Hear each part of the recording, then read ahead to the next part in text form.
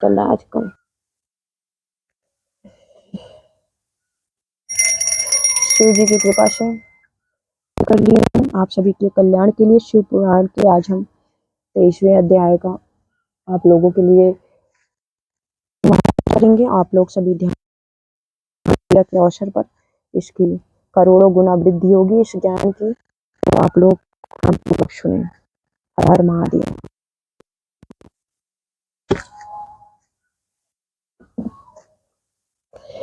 शिव नाम जप धारण की महिमा। त्रिपुंड के देवता और स्थान आदि का प्रतिपादन। ऋषि बोले, महाभाग व्यास शिष्य सूत जी, आपको नमस्कार है।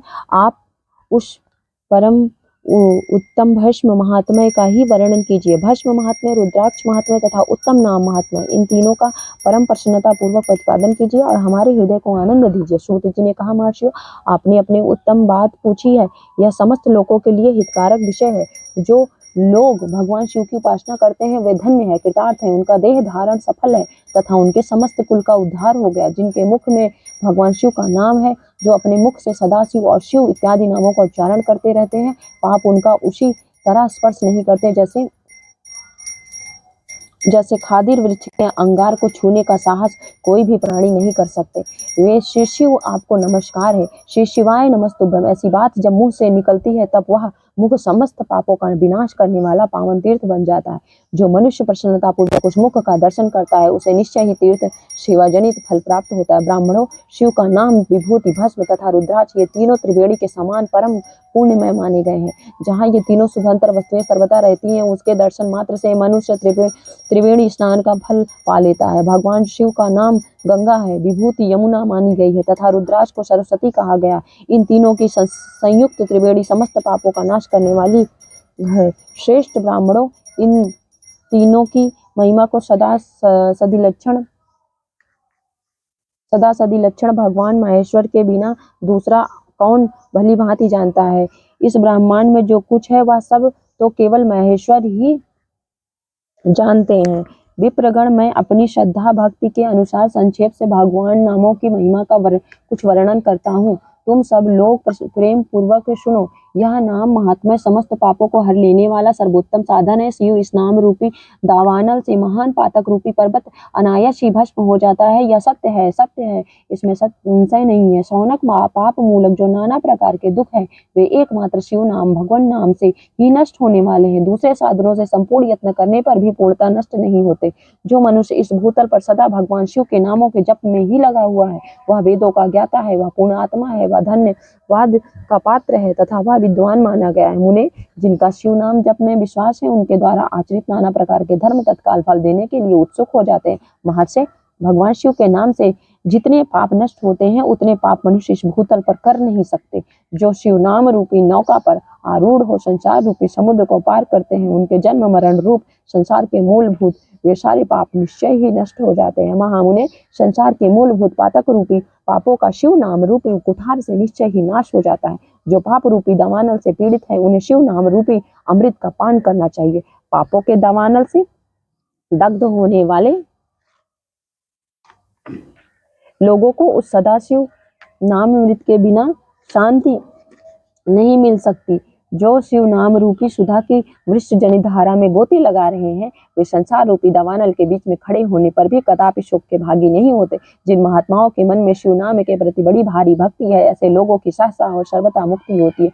मुनीश्वर, जिसने अनेक जन्मों तक तपस्या की है उसी की शिव नाम के प्रति भक्ति होती है, जो समस्त पापों का नाश करने वाली है। जिसके मन में भगवान शिव के नाम के प्रति कभी खंडित न होने वाली असाधारण भक्ति प्रकट हुई है उसी के लिए मोक्ष सुलभ है। यह मेरा मत है। जो अनेक पाप करके भी भगवान शिव के नाम जप में आदर पूर्वक लग गया है वह समस्त पापों से मुक्त हो ही जाता है, इसमें संशय नहीं है। जैसे वन में दावानल से दग्ध हुए वृक्ष भस्म हो जाते हैं उसी प्रकार शिव नाम रूपी दावानल से दग्ध होकर उसी समय के सारे पाप भस्म हो जाते हैं। शौनक, जिसके अंग नित्य भस्म लगाने से पवित्र हो गए हैं तथा जो शिव नाम जप का आदर करने लगा है वह घोर संसार सागर को भी पार कर ही लेता है।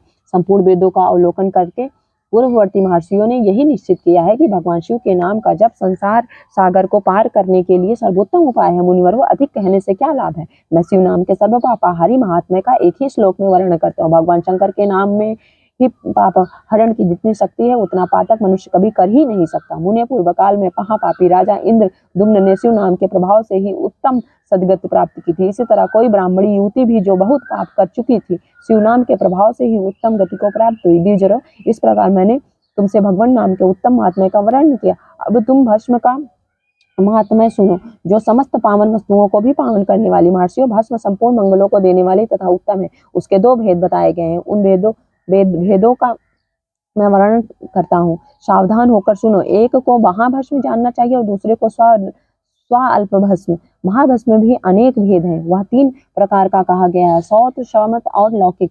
स्वाल्प भस्म के भी बहुत से भेदों का वर्णन किया गया। शौत और स्मार्त भस्म को केवल द्विजों के ही उपयोग में आने की योग्य कहा गया। तीसरा जो लौकिक भस्म है वह अन्य सब लोगों को भी उपयोग में आ सकता है। श्रेष्ठ महर्षियों ने यह बताया है कि द्विजों को वैदिक मंत्र के उच्चारण पूर्वक भस्म धारण करना चाहिए। दूसरे लोगों के लिए बिना मंत्र के ही केवल धारण करने का विधान है। जले हुए गोबर से प्रकट होने वाला भस्म आग्नेय कहलाता है। महामुने, वह भी त्रिपुंड का द्रव्य है। ऐसा कहा गया है कि अग्निहोत्र से उत्पन्न हुए भस्म का भी मनीषी पुरुषों को संग्रह करना चाहिए। अन्य यज्ञ से प्रकट हुआ भस्म भी त्रिपुंड धारण के काम में आ सकता है। जबालोपनिषद में आए हुए अग्नि इत्यादि 7 मंत्रों द्वारा जल मिश्रित भस्म से धूलन विभिन्न अंगों में मर्दन या लेपन करना चाहिए। महर्षि जबाली सभी वर्णों और आश्रमों के लिए मंत्र से या बिना मंत्र के भी आदर पूर्वक भस्म से त्रिपुंड लगाने की आवश्यकता बताई है। समस्त अंगों में सजल भस्म को मलना अथवा विभिन्न अंगों में तिरछा त्रिपुंड लगाना, इन कार्यों को मोक्षार्थी पुरुष प्रमाद से भी न छोड़े, ऐसा श्रुति का आदेश है। भगवान शिव और विष्णु ने भी तिर्यक त्रिपुंड धारण किया है।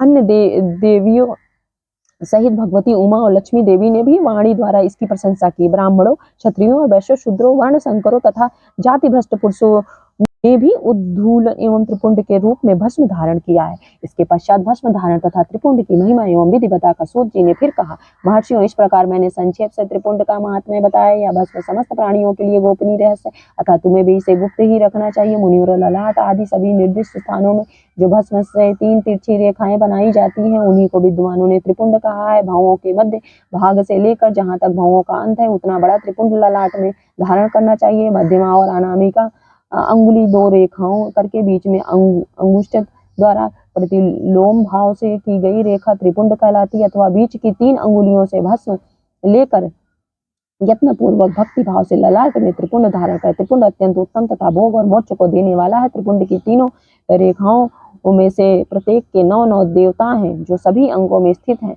मैं उनका परिचय देता हूँ, सावधान होकर सुनो। मुनिवरों, प्रणव का प्रथम अक्षर आकार अग्रपत्य, अग्नि, पृथ्वी, धर्म, राजोगुण, ऋतु, क्रिया शक्ति, प्रातः, समन तथा महादेव, ये त्रिपुंड की प्रथम रेखा के 9 देवता हैं। यह बात शिव दीक्षा परायण पुरुषों को अच्छी तरह समझ लेनी चाहिए। प्रणव का दूसरा अक्षर उकार है। दक्षिणी अग्नि, आकाश, सत्वगुण, यजुर्वेद, मध्यान्ह, श्रवण, इच्छा शक्ति, अंतरात्मा तथा महेश्वर, ये दूसरी रेखा के 9 देवता हैं। प्रणव का तीसरा अक्षर मकार, आवर्णी, अग्नि, मर्मता, तमोगुण, धूत, लोक, ज्ञान शक्ति, सामवेद, तृतीय श्रवण तथा शिव, ये तीसरी रेखा के 9 देवता हैं। इस प्रकार स्थान देवताओं को उत्तम भक्ति भाव से नित्य नमस्कार करके स्नान आदि से शुद्ध हुआ पुरुष यदि त्रिपुंड धारण करे तो भोग और मोक्ष को भी प्राप्त कर लेता है। मुनीश्वर, ये संपूर्ण अंगों में स्थान देवता बताए गए हैं। अब उनके संबंधी स्थान बताता हूँ, भक्ति पूर्वक सुनो। 32, 16, 8 अथवा 5 स्थानों में त्रिपुंड का न्यास करें। मस्तक, ललाट, दोनों कानों, दोनों नेत्रों, दोनों नासिका, मुख, कंठ, दोनों हाथों, दोनों कोहनी, दोनों कलाई, हृदय, दोनों पार्श्व भाग, नाभि, दोनों अंडकोश, दोनों उरु, दोनों गुल्फ, दोनों घुटने, दोनों पिंडली और दोनों पैर, ये 32 उत्तम स्थान है। इनमें क्रमशः अग्नि, जल, पृथ्वी, वायु, 10 दिक्ट प्रदेश तथा दिक्पाल तथा 8 वसुओं का निवास है। धर, धुर, सोम, आप, अनिल, अनल, प्रत्युष और प्रभास, ये 8 वसु कहे गए हैं। इन सब का नाम मात्र लेकर इनके स्थानों में विद्वान पुरुष त्रिपुंड धारण करें अथवा एकाग्रचित हो 16 स्थान में ही त्रिपुंड धारण करें। मस्तक, ललाट, कंठ, दोनों कानों, दोनों भुजाओं, दोनों कोहनियों तथा दोनों कलाइयों में, हृदय में, नाभि में, दोनों पसलियों तथा पृष्ठ भाग में त्रिपुंड लगाकर वहां दोनों अश्विनी कुमारों का, शिव शक्ति, इंद्र, रुद्रेश तथा नारद का और वामा आदि 9 शक्तियों का पूजन करें। ये सब मिलाकर 16 देवता। अश्विनी कुमार 2 कहे गए हैं, 9 सत्य और 10 अथवा मस्तक, केश, दोनों का कान, मुख, दोनों भुजा, हृदय, नाभि, दोनों अरु, दोनों जानु, दोनों पैर और पृष्ठ भाग, इन 16 स्थानों में 16 त्रिपुंड का न्यास करें। मस्तक में शिव, केश में चंद्रमा, दोनों कानों में रुद्र और ब्रह्मा, मुख में विधिराज गणेश, दोनों भुजाओं में विष्णु और लक्ष्मी, हृदय में शंभु, नाभि में प्रजापति, दोनों उरुओं में नाग और नाग कन्याएं, दोनों घुटनों में ऋषि कन्याएं, दोनों पैरों में समुद्र, विशाल पृष्ठभाग में संपूर्ण तीर्थ देवता रूप से विराजमान है। इस प्रकार 16 स्थानों का परिचय दिया गया है। अब 8 स्थान बताए जाते हैं। गुहा स्थान, ललाट, परम उत्तम, कर्ण युगल, दोनों कंधे, हृदय और नाभि, ये 8 स्थान है। इनमें ब्रह्मा तथा सप्तऋषि, ये 8 देवता बताए गए हैं। मुनीश्वरों, भस्म के स्थान को जानने वाले विद्वानों ने इस तरह 8 स्थानों का परिचय दिया। अथवा मस्तक, दोनों भुजाओं, हृदय और नाभि, इन 5 स्थानों को भस्म वेत्ता पुरुषों ने भस्म धारण के योग्य बताया है। यथासंभव देश काल आदि की अपेक्षा रखते हुए उद्दूलन भस्म को अभिमंत्रित करना और जल में मिलाना आदि कार्य करें। यदि उद्दूलना भी असमर्थ हो तो त्रिपुंड आदि लगाएं। त्रिनेत्रधारी, तीनों गुणों को आधार, तीनों देवताओं को जनक भगवान शिव का स्मरण करते हुए नमः शिवाय कहकर ललाट में त्रिपुंड लगाएं। ईशाभ्याम नमः ऐसा कहकर दोनों पार्श्व भागों में त्रिपुंड धारण करें। बीजाभ्याम नमः यह बोलकर दोनों कलाइयों में भस्म लगाएं। पीताभ्याम नमः यह कहकर नीचे के अंगों में, उपाशाभ्याम नमः यह कहकर ऊपर के अंगों में तथा भीमाय नमः कहकर पीठ में और सिर के पिछले भाग में त्रिपुंड लगाना चाहिए। शिव जी की कृपा से अध्याय 23 और 24 संपूर्ण हुआ। अक्षय तृतीया के दिन इस अध्याय की पूरा हुआ है, तो इसका करोड़ों गुना फल सुनने वाले को प्राप्त होगा। सुनने और कहने वालों को इसका कोटि कोटि फल प्राप्त होगा।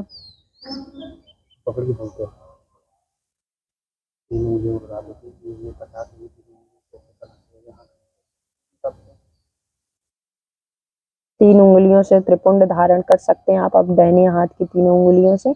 इस प्रकार चंदन और पूजा विधि कैसी करनी है तो आपको ये बताया गया है कि आपको त्रिपुंड कहाँ कहाँ लगाने हैं। तो आगे की कथा हम आपको कल पढ़ेंगे, अध्याय 25, जिसमें रुद्राक्ष धारण की महिमा तथा उसके विविध वेदों का वर्णन है। तो आप सभी को हर हर महादेव। शिव जी की कृपा से आपके सारे कार्य बने। और एक बार फिर से आप सभी को अक्षय तृतीया की हार्दिक शुभकामनाएं। हर हर महादेव। नमः पार्वती पतये।